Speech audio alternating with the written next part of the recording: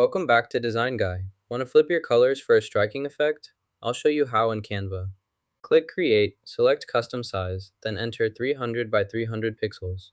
Go to Elements, search for Black and White Picture, press Enter, and continue to the next step. Select an image, for example this one, to use in your project.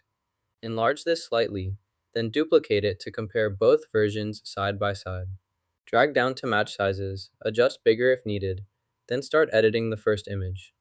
Click Edit to modify the content. We'll try using the Upscale or Adjust option here. To invert an image's color in Canva, select the image, then click the Invert option in the filter settings. Now you'll see black here and white here, with the color switching between these two areas. In Canva, invert your image colors by applying the invert effect, turning black to white. Afterward, click Share, increase the image size for better quality, then download your edited image. Now you know how to invert colors in Canva. Smash that like button and subscribe for more quick tips.